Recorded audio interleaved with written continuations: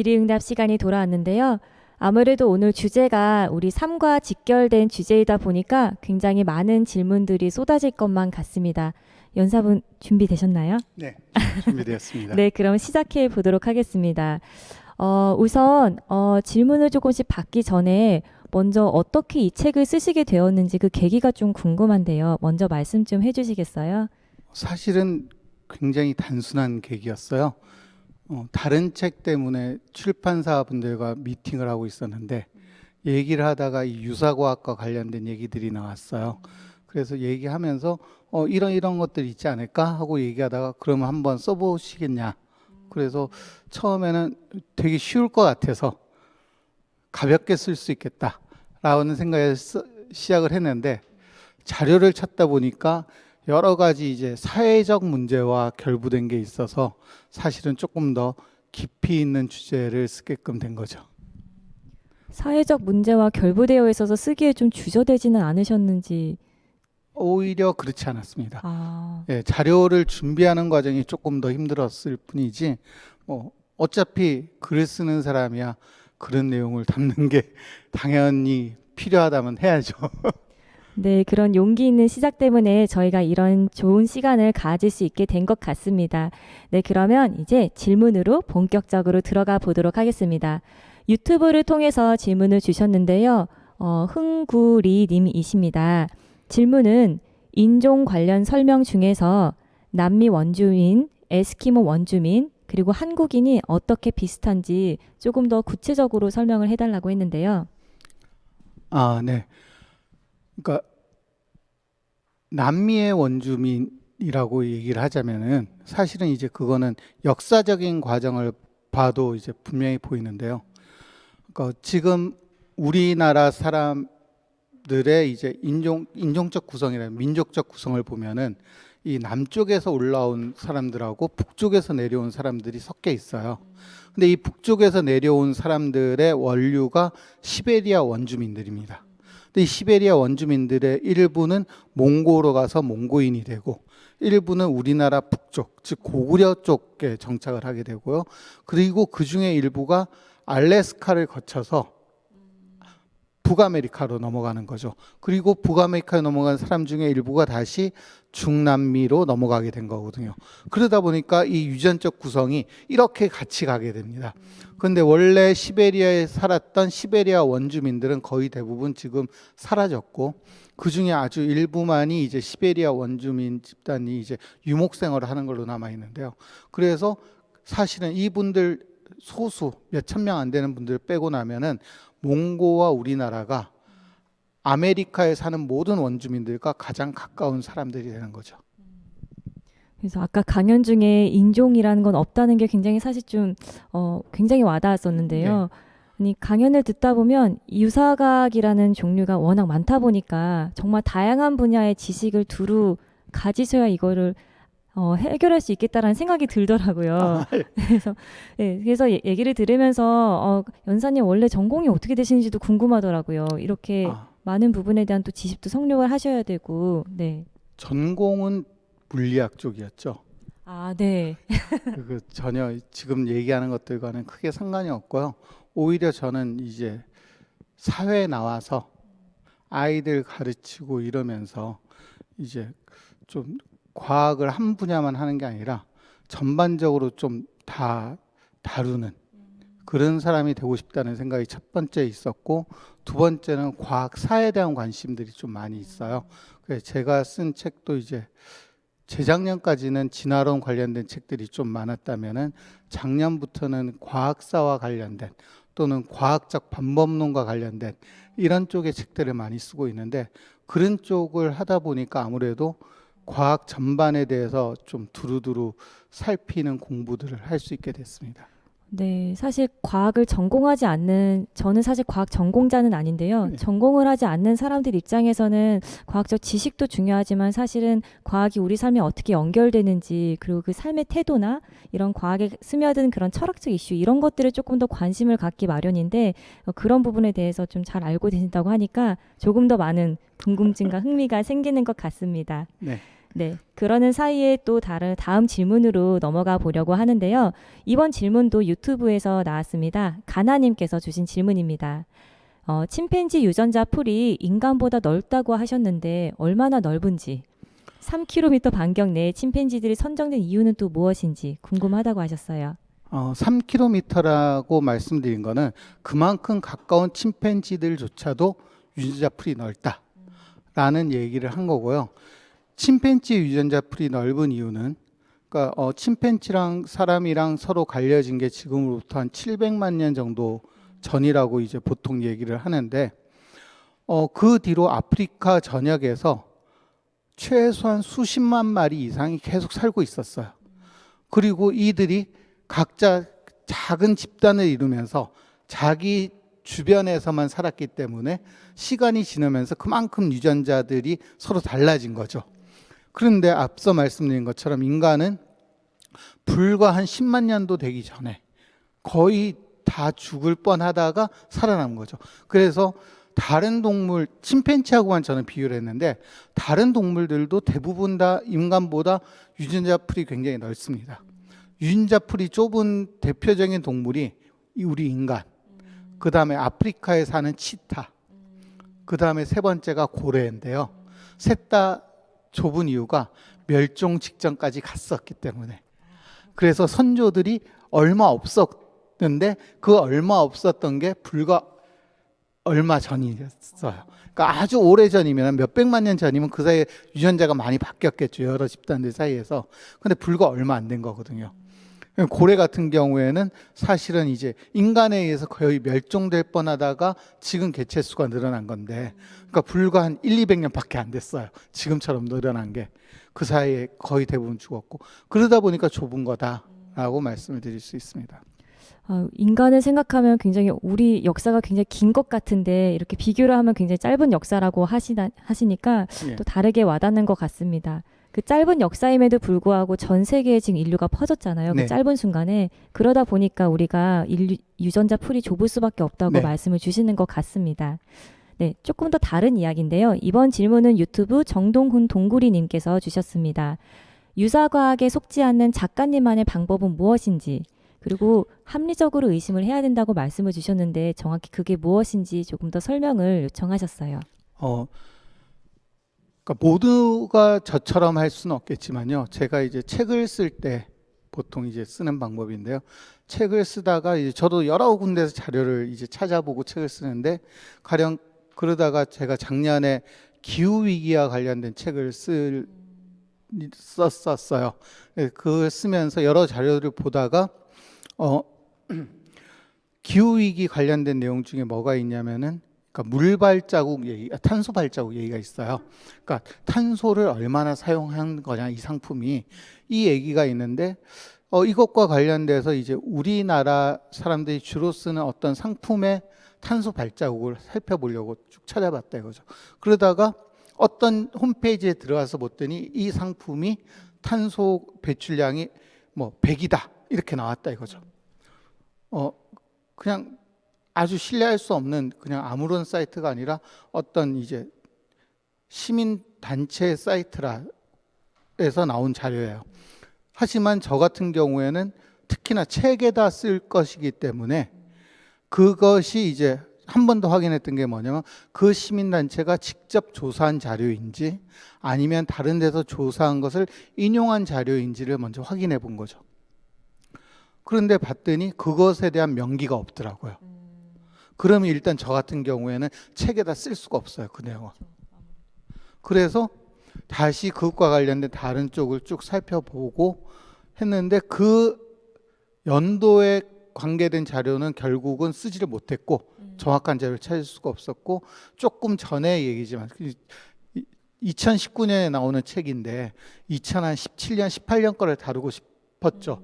그런데 그 부분에 대한 자료는 정확한 게 없어서 2013년 자료지만은 이제 누가 조사했는지가 명확하게 나오는 거를 가지고 얘기를 했죠. 특히나 이제 과학 기사들 같은 경우도 마찬가지입니다. 요사이 이제 여러 가지 통로로 과학 기사들을 보게 되는데 거기 보면은 사실은 그 기사에서 신기술 개발했다는 얘기들을 쭉 보는데 그 얘기들만 보면 지금 뭐 우리나라에서 개발된 이런 신기술들이 벌써 막 미국이나 영국을 앞지를 것 같은 이런 느낌을 주듯이 매주 이 신기술 개발 기술들이 나와요. 그런데 그 신기술이 개발됐다고 해서 그게 다 상용화되는 건 아니거든요. 상용화까지는 또 멀고 먼 길을 가야 되는데 그것 없이 그냥 신기술 개발됐다 뭐가 됐다라고만 나오는 거예요. 그럼 제가 그걸 그대로 받아다가 쓸 수가 없는 거죠. 그래서 저는 어떤 게 나오면 이게 과연 가령 이제 무슨 새로운 배터리가 개발이 됐다. 지금의 리튬이온 배터리가 아니라 그럼 이 배터리가 새로 개발돼서 효율이 더 한 20% 정도 더 좋아라고 나왔다고 치면은 20% 좋은 게 맞는지 먼저 논문 확인해 보고 네. 두 번째는 얘가 근데 수명은 얼마나 되는지 얼마나 안정적인지 아니면 이걸 만드는데 비용은 또 얼마나 드는지 이런 거를 종합적으로 비교해 보고 판단을 해야 되는 거잖아요. 근데 이게 우리가 사실은 평소에 하는 일이에요. 가령 집에서 냉장고 하나 산다. 그렇죠. 1, 냉장고 2만 살 원 때 하는 게 중요하죠. 아니잖아요. 네, 그리고 맞습니다. 이런 경우에 이게 비용이 얼마가 되는지 우리 집에서 쓰는 평소 용량보다 얼마나 큰 건지 또는 다른 추가 기능이 나한테 필요한 건지 아닌지 꼼꼼하게 살펴봐요. 이런 거죠. 그러니까 정보를 받아들일 때도 그런 태도로 좀 예. 꼼꼼히 살펴보고 합리적 의심을 해서 받아들이라는 말씀이신 네. 거죠. 네, 이해가 되었습니다. 사실 저희가 근데 굉장히 많은 정보의 홍수 속에 있고 살아가려면 알아야 될 정보들이 사실 굉장히 많다 보니까 뭔가 이런 사안 하나하나를 이렇게 깊이 있게 해낼 수 있을까라는 좀 걱정도 되게 마련인데요. 아무래도 좀 기초적인 정보들을 알고 좀 하나하나씩 해 나가다 보면 네. 어느덧 그런 합리적 의심하는 태도가 자연스럽게 습관으로 자리 잡을 수 있지 않을까 또 생각을 해봅니다. 네, 맞습니다. 네. 또 유튜브에 흥구리님께서 한 번 더 질문을 주셨는데요. 의학 분야에서의 유사과학 사례가 무엇이 있는지 궁금하다고 하셨어요. 뭐 예를 들어 유약 효과라든지 플라시보라든지 이런 사례에 대해서 좀 더 말씀해 주시면 좋을 것 같습니다. 플라시보 효과는 아직 논쟁적인 부분이라서 유사과학이라고 얘기하기는 조금 애매하고요. 대표적으로는 속설 중에 암은 칼을 대면은 끝이다. 뭐 이런 속설이 있더라고요. 많이 수술을 하기 전에. 말씀하시죠. 네. 예. 근데 이거는 사실은 이제 이해는 되는 측면이 있습니다.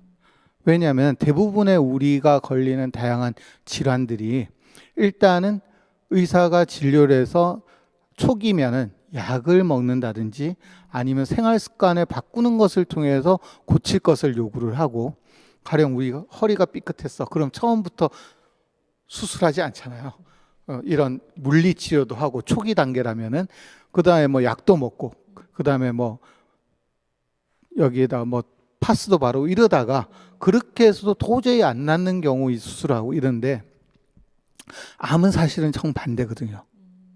암은 가장 중요한 게 초기에 발견하는 건데 초기에 발견된 암은 떼내는 게 가장 좋은 방법인 거죠. 그렇죠. 네.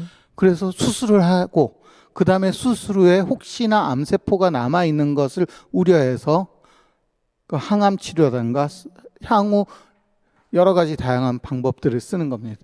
그런데 이제 이것을 다른 병처럼 뭐 약물 치료나 이런 거 물리 치료를 통해서 어떻게든 먼저 없애고 그 수술을 최대한 안 하려고 하는 이런 거는 이제 우리의 수술에 대한 두려움 때문에 생긴 거죠. 그래서 이거는 그냥 그래 오해로 생긴 속설이겠구나라고 생각할 수 있는데 이것을 일반적인 사람이 얘기하면은 그냥 속설이지만은 이것을 의학과 관계된 사람들이 자신의 욕망 때문에 그렇게 얘기하면 이거는 사기가 되고 유사과학이 되는 거죠. 네, 맞습니다.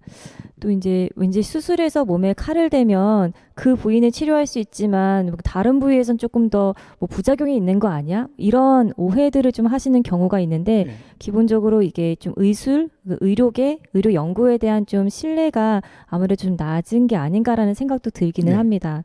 근데 대부분 그렇게 말씀하시는 분들은 또 대체의학을 믿으시더라고요. 예. 근데 사실 좀 조금만 더 생각을 해보면 더 많은 연구와 더 많은 수술 결과로 판명된 것이 또 의료학이기 때문에 오히려 그런 믿음이 좀 부족하시면 대체의학보다 조금 더 합리적으로 많은 데이터가 축적된 학문을 믿으시는 게 더 좋지 않을까라는 생각도 하게 네. 되는 것 같습니다.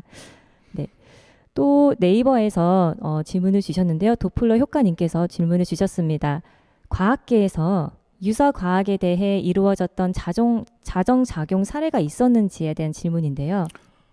자정작용이라고까지 하기엔 좀 애매하지만 끊임없이 해당 분야의 전문가들은 얘기를 하고 있습니다.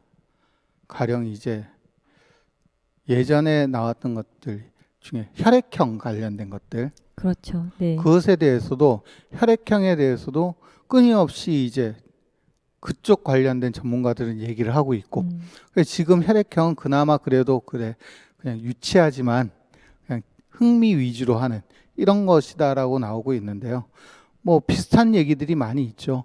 가령 이제 천문학자들 같은 경우에는 점성술과 굉장히 열심히 싸워왔고, 맞아요. 점성술 예. 굉장히 유행했죠. 늘 그 별자리 우리나라- 운세가 있었잖아요. 우리나라에서만 싸운 게 아니라 사실 점성술의 역사는 유럽이 더 깊잖아요. 맞죠. 네. 유럽에서도 끊임없이 싸워왔고요. 그런 것 말고 또 다르게도 이제 뭐가 있냐면은 이제 뇌와 관련된 미신들도 많이 있죠. 유사과학도 있고 속설도 있고 이런데요. 그런 부분들도 있고, 요 사이는 이제 그 임산부 또는 이제 출산과 관련된 쪽에서도 다양하게 여러 가지 이제 진전된 모습들을 보이고 있습니다. 예전에 왜 우리 어머니 때들은 아이를 출산하면 삼시세끼를 전부 다 미역국만 먹었거든요. 아, 그리고 네. 이제 요새도 이제 그러는 그쪽이 없지 않지만은 실제로 이제 좀 전문적인 이런 그걸 가지고 운영되는 쪽에서는 하루에 한 끼 정도만 미역국을 주죠.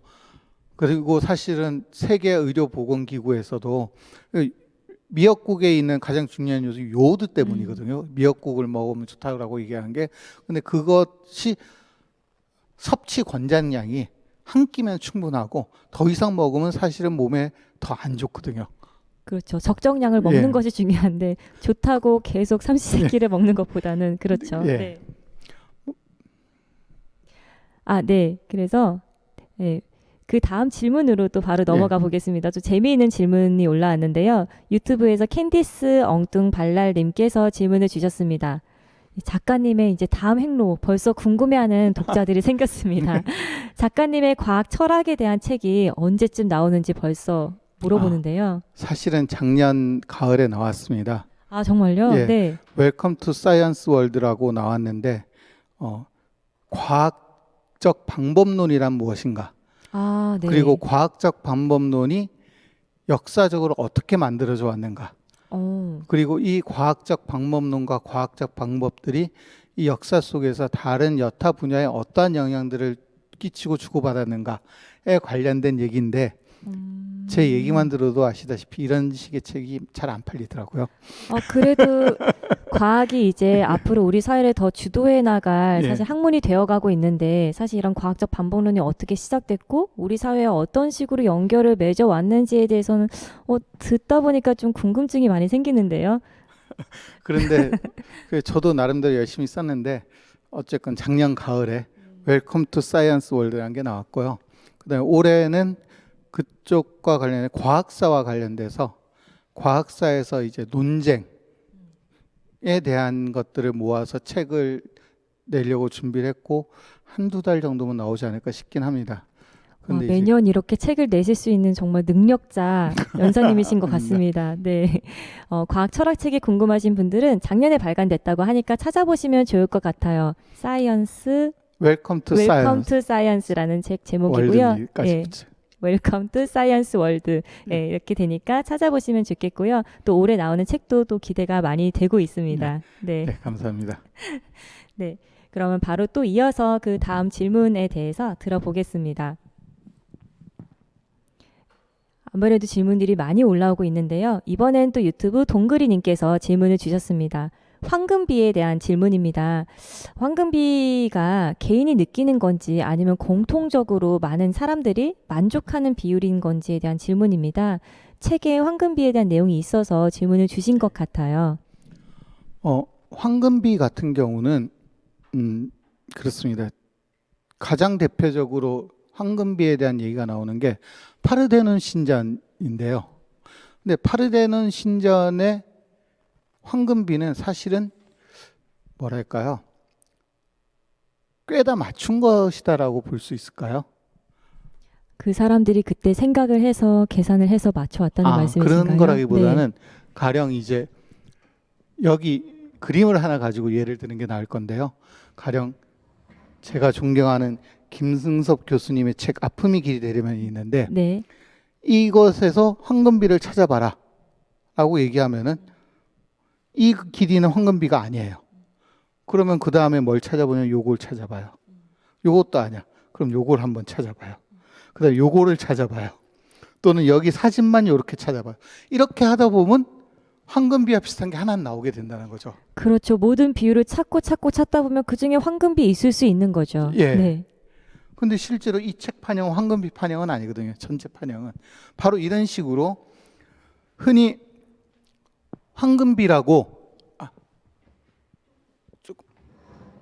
황금비라고 이제 그 얘기되는 사례들을 보게 되면은 그러니까 그 물체가 가지고 있는 여러 가지 비율 중에서 하나 정도 나타나는 거지 다 나타나는 게 아니라는 거죠.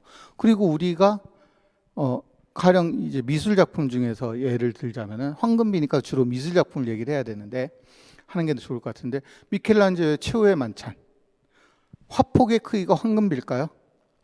아니면은 거기 이제 12사제들이 예수님과 같이 앉아 있는데 그 탁자의 크기 비가 황금비일까?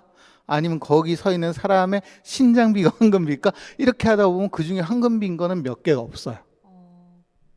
황금비이기 때문에 아름다운 게 아니라는 말씀이신 그렇죠. 거죠? 네. 그렇습니다.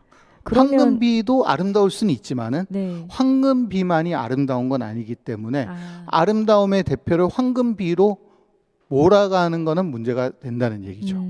황금비를 보고 우리가 미적 아름다움을 느낄 수 있는 건 사실 굉장히 개인적인 주관적인 감정이니까 그런 감정은 누구나 느낄 수 있지만 그게 황금비 이꼬르 아름다움 이런 등식은 성립하지 않는다는 말씀이신 거죠? 아, 네, 맞습니다. 되게 잘 이해가 된 것 같습니다. 이런 유사과학 이야기를 좀 듣다 보면 사실 요즘에 굉장히 많잖아요. 그리고 많은 과학자분들이 이렇게 앞다투어서 얘기를 해주시고 있어서 정말 이 과학계에 제가 종사하는 입장으로서는 우리 사회에 지금 유사과학이 만연해 있구나. 그리고 갈수록 더 심각해져 가는구나라는 거를 자꾸 좀 피부로 느끼게 되는데요. 사실 우리나라 말고 그러면 미국이나 유럽 이런 외국 상황은 어떤지도 궁금하거든요. 이게 우리나라가 유난히 심한 것인지 아니면 외국이 더 심한데 우리나라 이제 시작된 현상이어서 요즘 이렇게 많이 회자가 되는 것인지 이런 것들도 좀 궁금하긴 합니다.